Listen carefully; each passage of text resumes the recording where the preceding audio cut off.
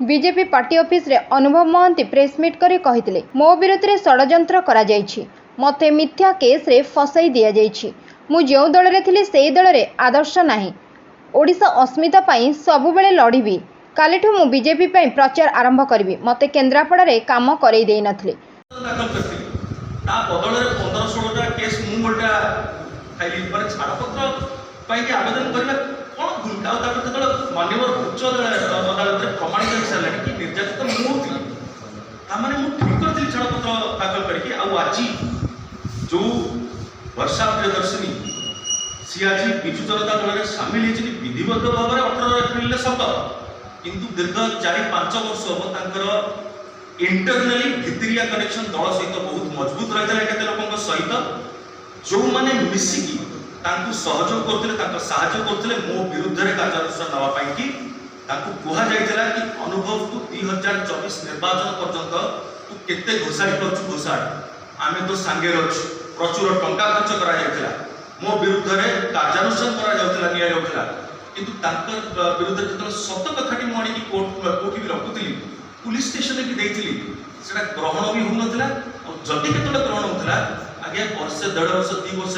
है पड़ी रोचे कौन कम होनी आ जो 498 जो एनबीडब्ल्यू इश्यू होता आपने भी जाणी रखिए आज्ञा 3 वर्ष घटना 18 एप्रिल 2020 गोटे घटना घटी वर्षांकर एफआईआर अनुसार जहाँ गोटे जीआर केस फाइल होता 19 डिसेम्बर 2020 किंतु 2023 मसीहा अक्टोबर में बोधे मुझे जो हाईकोर्ट रे क्वेश्चन पिटिशन फाइल कली कि केसटार कौन मूल्य ना कौन तथ्य कौन प्रमाण पुलिस पाखे नहीं ना तो मत नोटिस इश्यू कर 41A रे ना चार्जशीट दाखल कर कोर्ट रे तो केसटा को क्वाश करा कारण किए चाहे गोटे मिछ क्रिमिनल केस निज ना रखी बसिया तापर मु जो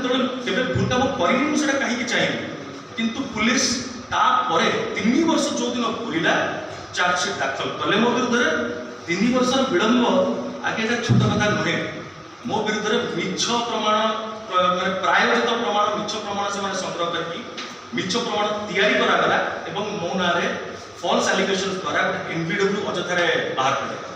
अदरवाइज नथिंग एल्स एंड मु भाबु मैरिटल डिस्कॉर्ड कोनोसी मात्रा रे मोर राजनीतिक क्षेत्र रे केबे ऑब्स्टैकल हबो आगु को बढ़ी आछि बढ़ी चली तो 11 वर्ष राजनीति नुआ नुआ शिखिबा आरंभ करी करी रही पारली दृष्टि पारली एबे तो आगे बहुत लोकन असल चेहरा जानी सारले एबे तो छाड़ीबार प्रश्न उठुनी राजनीति एबे माटी मा भाई आउरी जोरे काम करिवार अछि आज्ञा पूरा भारत और ओडिसा को आहुरी आपको नबार अछि ये ओडिसा माटीर स्वाभिमान ब्यूरो रिपोर्ट एकामना न्यूज एजेंसी।